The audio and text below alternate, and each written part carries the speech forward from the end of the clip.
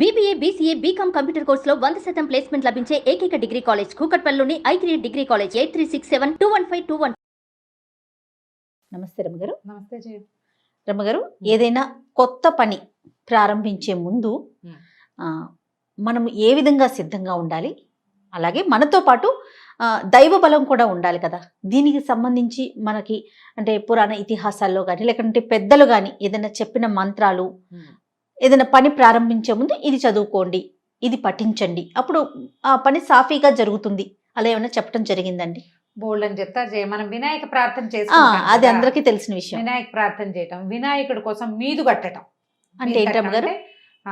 ఎలా అంటే ముడుపు కట్టడం అంటారు కదా, అట్లా మీది కట్టడం అంటే ఏదైనా మంచి ముఖ్యమైన పని చేస్తున్నాం, వినాయకుడిని ప్రార్థించుకోవటం, మరి ఇంట్లో కొంచెం ఇల్లంతా శుభ్రం చేసుకోవటము, పాజిటివ్ మైండ్ తోటి కాస్త ఒక పచ్చపట్ట ఒక గుడ్డలో, అంటే మనం ఉత్తరీయాలు అవి ఉంటాయి చూడు, మన సత్యనారాయణ వ్రతాలు ఓ ఉత్తరీయం, చిన్న ఉత్తరీయాన్ని మడత పెట్టి ఒక డబ్బా సోల బియ్యం, ఒక గ్లాసెడ్ బియ్యం, ఒక పావు గ్లాసు శనగలు కానీ శనగపప్పు కానీ అందులో వేసి, తర్వాత ఒక చిన్న అరిటాకు మన తమలపాకు మీద వినాయకుడి చిన్నగా పసుపుతోటి చిన్న గుండ్రటి ఇది చేసుకుని పసుపు బొట్టు పెట్టుకోవటం, ₹1 నాణ్యం పెట్టడం, పెట్టి ఈ వస్త్రాన్ని మూట కట్టేస్తారు, మీదు కట్టడం అంటారు.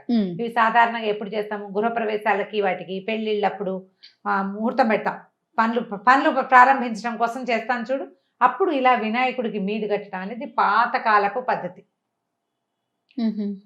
తర్వాత వినాయకుడికి బియ్యం పోయటం అంటారు, లేకపోతే గోధుమ రాయి పెట్టడం అంటారు. గోధుమ రాయి అంటే అదే తిరగలన్నమాట, తిరగలికి బొట్టు పెట్టి నమస్కారం చేసి స్టార్ట్ చేసుకుంటారు పని. అయితే ఇలా చేసేటప్పుడు మనం ఏ పని అయితే మొదలు పెట్టామో ఆ కార్యక్రమం అయిపోయాక వినాయకుడి బియ్యాన్ని వండటం, కుడుములు చేసి వినాయకుడికి నివేదన చేసి మా పని సజావుగా అయింది నాయన అని నమస్కారం చేసుకోవటం ఒక పద్ధతి. పూర్వకాలం నుంచి చాలా చోట్ల ఆచరించేదే. పెళ్ళిళ్ళు, గృహప్రవేశాలు, ఏదైనా ఫంక్షన్లకి ముందు ఈ పని చేస్తాం. అయితే ఇప్పుడు మనం రోజువారీ దైనందిన జీవితంలో ఏదైనా కొత్త పని ప్రారంభించేటప్పుడు ఏం చేయాలి అంటే, మొదట పాజిటివ్గా ఉండాలి. మనం ఏ వ్యాపారమో పనో ఉద్యోగమో ఉంటే దాని ఆను ముందు వెనక 4 తెలుసుకోవాలి. ఆల్రెడీ ఆ రంగంలో ఉన్న వాళ్ళతోటి మాట్లాడుకోవాలి. మనం ఏదైనా ఒక పని చేసేటప్పుడు హోప్ఫుల్గా చేయాలి చూడు. అవునండి, అది బాగా అవ్వాలని కదా. ముందు అది బాగా అవ్వాలంటే దాని తాలూకు 4 వ్యవహారాలు మనకు తెలిసి ఉండాలా. ముందే మొదలు పెట్టేసి తర్వాత ఆగిపోయిందని దైవ దోషణ చెయ్యొద్దు. అవును, ముందే 4 కనుక్కోండి. మీరు అన్ని వ్యవహారాలు కనుక్కొని ఓకే ఇందులోకి దిగితే ఈ పని సజావుగా అవుతుంది. మనకి దైవ సహాయం కావాలి. ఈ దైవ సహాయం కోసం మనం ఈ పని మొదలు పెట్టుకోవాలి. ఇట్లా వినాయకుడికి నమస్కారం చేయటం, వినాయకుడి కోసం ఒక చిన్న బెల్లం ముక్క నివేదన చేయటం. రోజు ఈ పని మొదలు పెట్టుకున్నాక ఏదో కాగితాలు రాయటం మొదలు పెడతాము, తర్వాత ప్లానింగ్ స్టార్ట్ చేస్తాము. ఈ ప్లాన్ సరిగ్గా అవ్వాలన్నా కూడా మీరు వినాయకుడి కోసమే ప్రత్యేకంగా దీపము, వినాయకుడికి ఒక చిన్న బెల్లం ముక్క నివేదన చేయటము అలవాటు చేసుకోండి.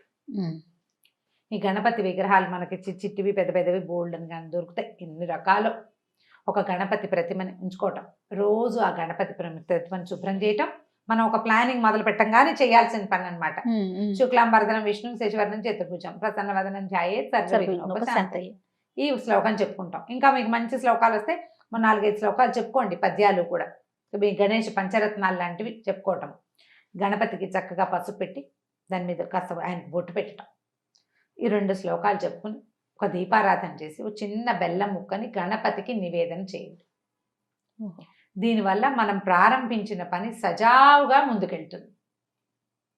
మీరు ప్రయాణించేటప్పుడు మీ హ్యాండ్ బ్యాగ్లో కానీ మీ బ్యాగ్లో కానీ వస్తువులు ఎక్కడికైనా సూట్ కేసు పట్టుకెళ్ళేటప్పుడు ఒక గణపతి ప్రతిమని షోపీస్ లాంటివి కూడా దొరుకుతున్నాయి, పేపర్ వెయిట్ లాగా కూడా గణపతి ప్రతిమలు దొరుకుతున్నాయి.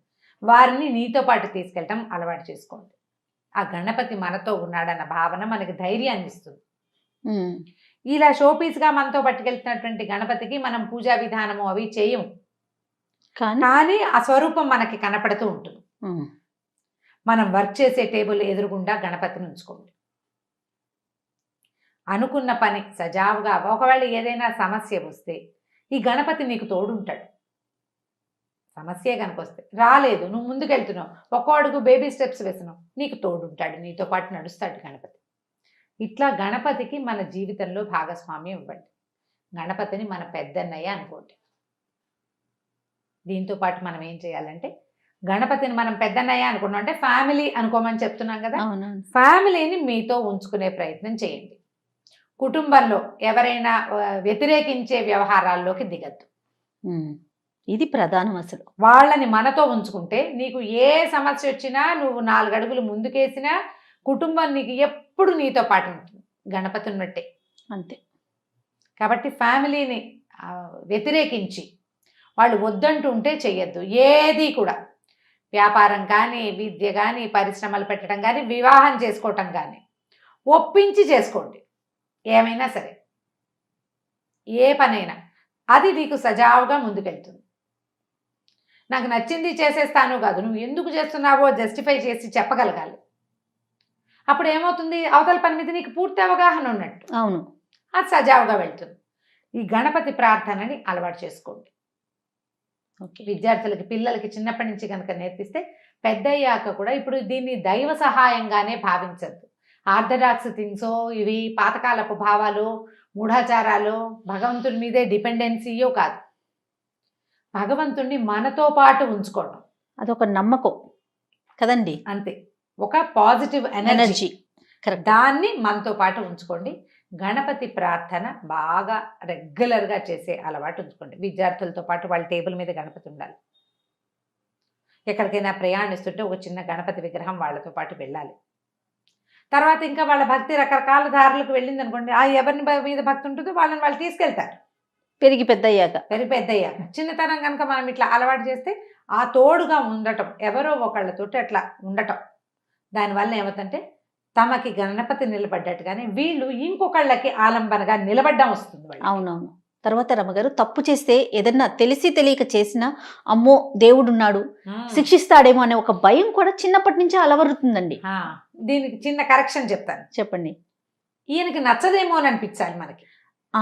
కరెక్ట్. దేవుడికి నచ్చదు, అమ్మో నేను ఇలా చేయకూడదు, దేవుడు మెచ్చని పని అని అనిపించాలి. దేవుడు శిక్షించి నిన్ను పడేయడు, పాడు చేయడు, కానీ చూస్తాడు. అది కరెక్ట్ అండి, మీరు చెప్పింది కరెక్ట్. మనం భగవంతుడు మనల్ని చూస్తున్నాడు, అతను మనతో పాటు ఉన్నాడు, ఆయన మెచ్చే పని చేయాలి కానీ నచ్చనిది చేయకూడదు అనే ప్రాక్టీస్ మన బ్రెయిన్కి మనం అలవాటు చేసేసేయాలి. పిల్లలకి నేర్పిస్తే క్రమంగా వాళ్ళు అది అలవాటులో ఉంటారు. భగవంతుడు చెప్పుకోవటం, చేసిన పొరపాటు దాన్ని సరిదిద్దుకోవటం, మళ్ళీ చేయకపోవటం, అవన్నీ కూడా ప్రాక్టీస్ అవుతాయి. సో ఏ పని మొదలుపెట్టినా గణపతిని తొలిగా ఆరాధించాలి. ఆయన్ని మనతో పాటు ఉంచుకునేలాంటి ప్రవర్తనని మనం కలిగి ఉంటే మొదలుపెట్టిన పెద్ద పనైనా చిన్న పనైనా తప్పకుండా అవుతుంది. ఎందుకంటే ఈ పాజిటివ్ ఎనర్జీ మనతో పాటు ఉంటుంది కాబట్టి. రైట్. నమస్తే. నమస్తే.